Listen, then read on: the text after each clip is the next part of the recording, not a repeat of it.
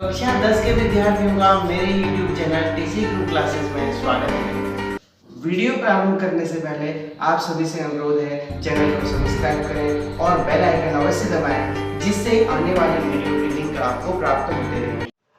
कक्षा 10 प्रश्नावली 7.2 का पहला प्रश्न, उस बिंदु के निर्देशांक ज्ञात कीजिए जो बिंदु ऋण 1 7 और 4 ऋण 3 को मिलाने वाले रेखाखंड को 2:3 के अनुपात में विभाजित करता है। ध्यान रखना है, बिंदु कौन कौन से दिए हैं, ऋण 1 7 और 4 ऋण 3।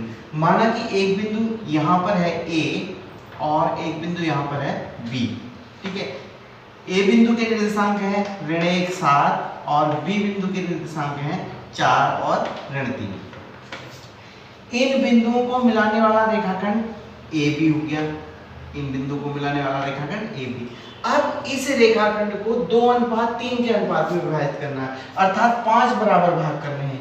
1 2 3 4 5 बराबर भाग करने हैं और उस बिंदु के निर्देशांक ज्ञात करने हैं जो इसको 2:3 के अनुपात में विभाजित करेगा, अर्थात 2 भाग एक तरफ को 3 भाग एक तरफ को। यहाँ पर माना बिंदु है, यहाँ पर P बिंदु है जो इसको विभाजित करता है, उसके निर्देशांक हम लिख लेंगे x, y। विभाजन बिंदु के निर्देशांक x, y। और विभाजन बिंदु कैसे विभाजित करता है, यहाँ से P तक की दूरी 2 और यहाँ से B तक की दूरी 3। इसका मतलब ये 2:3 के अनुपात में विभाजित करेगा, ये ध्यान रखना है। सबसे पहला काम करना है हमें, जिन बिंदुओं से मिलते हुए रेखाखंड बनता है उनके निर्देशांक लिख लेते हैं। यहाँ पर हम लिखेंगे, माना A बराबर ऋण 1 7 और B बराबर 4 और ऋण 3। ये हो जाएगा, इसको हम कहेंगे x1, y1 और इसको कहेंगे x2, y2।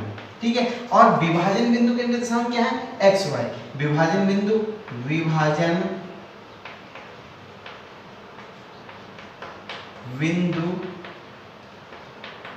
P बराबर x, y।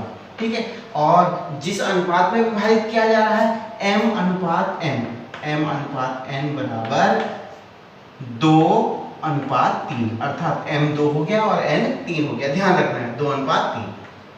अब हमारे पास विभाजन सूत्र होता है, विभाजन सूत्र x, y बराबर क्या होता है, mx2 प्लस nx1 बटे m धन n। ये तो x कोऑर्डिनेट हो गया। अब y my2 प्लस ny1 बटे m धन n। ठीक है, अब हमें केवल मान रखना है। पहले x के लिए निकाल देते हैं, x बराबर होता है mx2 प्लस nx1 बटे m धन n। अब मान रख दीजिए, m का मान है 2 गुणा x2 मीन्स 4 प्लस n 3 और x1 ऋण 1, जो ऋण वाला होता है उसे कोष्टक में लिख देते हैं, 2 धन 3 अर्थात 4 दूना 8 और ऋण 3 बटे 5 बटे 5 बराबर 1। x का मान प्राप्त हो गया 1। अब देखते हैं y का मान प्राप्त करते हैं। y बराबर क्या होता है, y बराबर होता है, इसे रफ कर देते हैं, y बराबर my2 प्लस ny1 बटे m धन n। ठीक है, यहाँ ध्यान रखें, y बराबर my2, m है 2, y2 मीन्स यहाँ से देखिए ऋण 3 को कोष्टक में लिख देंगे, धन n है 3, y1 मीन्स 7 बटे 2 धन 3। ये हो गया 3 दूना 6 ऋण 6, 7 तिया 21 बटे 5, अर्थात 21 में से 6 गया 15 बटे 5 अर्थात 3। तो विभाजन बिंदु x, y, विभाजन बिंदु के निर्देशांक P के निर्देशांक हमने x, y लिया था, x का मान प्राप्त हुआ 1 और y का मान प्राप्त हुआ 3। ये विभाजन बिंदु के निर्देशांक हो गए 1, 3। प्रश्नावली का दूसरा प्रश्न है, बिंदु 4 ऋण 1 और ऋण 2 ऋण 3 को जोड़ने वाले रेखाखंड को समत्रिभाजित करने वाले बिंदुओं के निर्देशांक ज्ञात कीजिए। रेखाखंड है एक, ये इस प्रकार रेखाखंड, ये बिंदु ए हो गया, बिंदु बी, इनके निर्देशांक हैं 4 और ऋण 1 और दूसरे निर्देशांक हैं ऋण 3 और ऋण 2 और ऋण 3। ठीक है, इस रेखाखंड को समत्रिभाजित करना है। समत्रिभाजित का मतलब समान 3 भाग करने, एक भाग, 2 भाग और ये तीसरा भाग हो गया।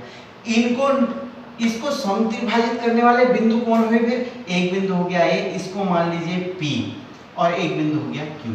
ठीक है, अब देखिए, माना हमें P के निर्देशांक निकालने हैं। P के इसको मान लेते हैं हम, यहां से शुरू करते हैं x y। अब P के लिए देखिए, P के लिए m और n क्या होंगे, ये समझना बहुत जरूरी है। P बिंदु के लिए यहाँ A से लेकर P तक की दूरी कितनी है? 1। A से लेकर P तक की दूरी कितनी है? 1। और P से लेकर के B तक की दूरी कितनी है? 2। 2 भाग ये हो गए, 3 भाग ये हो गए, अर्थात m हो गया 1 और n हो गया 2। ठीक है, किस केस में? P के लिए। तो हम यहाँ पर मानते हैं, माना A बराबर, या A को हम x1, y1 कहेंगे, इसको लिख लेंगे 4, ऋण 1, और B ये लिख लेना बहुत जरूरी है, जिससे गलती करने की संभावनाएं बहुत कम हो जाती हैं। तो B बिंदु क्या है? ऋण 2 और ऋण 3। तो पहले हम P पॉइंट के निर्देशांक निकालते हैं। P के निर्देशांक है P बराबर x, y, और P के लिए, यहाँ पर P के लिए m क्या है? m अनुपात n क्या है? m होगा 1 और n होगा 2। समझ रहे ना? m यहाँ से यहाँ तक 1 और यहाँ से यहाँ तक 2, इसके 3 बराबर भाग करने। ये हो गया P के लिए। हम यहाँ पर लिख देंगे P के लिए, P बिंदु के लिए, जो पहला बिंदु हमारा प्राप्त होगा P बिंदु। ठीक है, अब यहाँ पर विभाजन सूत्र क्या होता है? x बराबर mx2 प्लस nx1 बटे m धन n। तो m क्या है? 1 गुणा x2 है ऋण 2।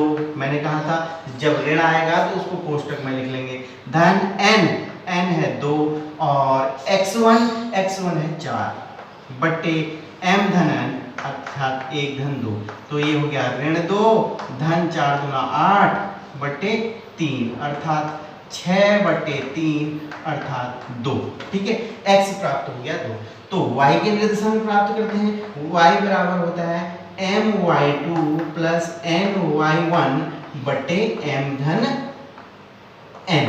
तो m है 1, y2 है ऋण 3 को कोष्टक में लिख देंगे, धन n है 2 गुणा ऋण 1, y1 है ऋण 1 बटे 1 धन 2। अब ध्यान दीजिए, ऋण 3 हो गया और ये हो गया ऋण 2 से ऋण 1 गुणा होगा, ऋण 2 हो गया, ऋण 2 बटे 3 और 2 5, ऋण 5 बटे 3 अर्थात P के निर्देशांक क्या प्राप्त हुए? P के निर्देशांक जो पहला बिंदु है, P के निर्देशांक x, y बराबर हो गए, x प्राप्त हुआ 2 और y प्राप्त हुआ ऋण 5 बटे 3। Q के लिए हम निकालते हैं, Q बिंदु के लिए निर्देशांक, ये Q के लिए हो जाएगा। Q के लिए A के निर्देशांक हो गए x1, y1 अर्थात ये है 4 और ऋण 1।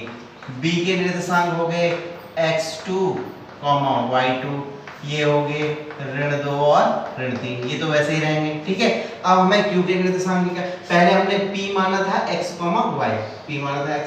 y, तो इसको यहाँ पर ऐसे कर देते हैं, यहाँ पर है Q, यहाँ पर है P, अर्थात Q बिंदु के निर्देशांक अब आगे x, y। ठीक है, यहाँ पर देखिए Q बिंदु के निर्देशांक हो गए x, y।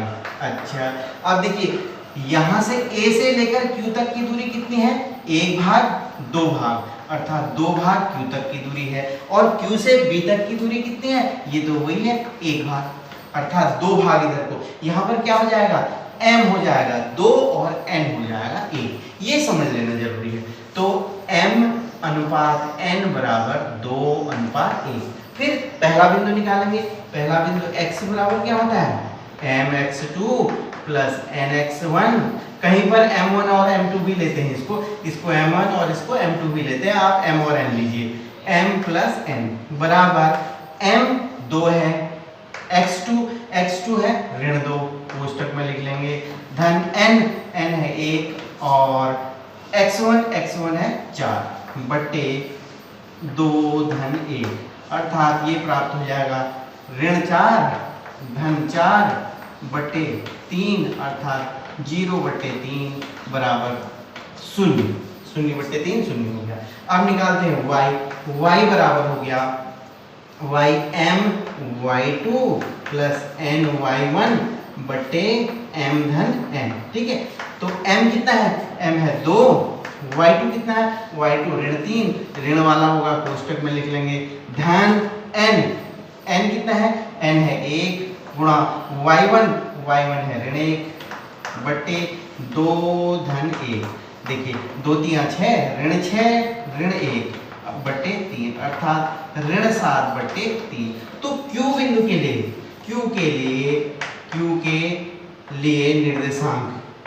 लिए निर्देशांक प्राप्त हुए, निर्देशांक x y प्राप्त हुए, पहला 0 और ऋण 7 बट्टे 3, Q के निर्देशांक हो गए x y 0 और ऋण 7 बट्टे 3। इस प्रकार हम कह सकते हैं जो समत्रिभाजित करने वाले बिंदु हैं, समत्रिभाजित करने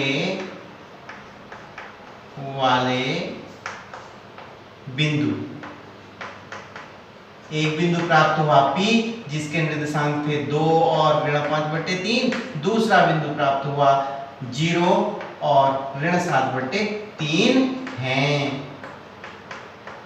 अर्थात ए बी 4 और ऋण 1, ऋण 2 और ऋण 3 को मिलाने वाले रेखाखंड को समत्रिभाजित करने वाले बिंदु के निर्देशांक 2, ऋण 5 बट्टे 3 और 0, ऋण 7 बट्टे 3 प्राप्त हो गए। वीडियो को ध्यान से देखने का आभार। अपने सुझाव कमेंट बॉक्स में अवश्य दीजिएगा।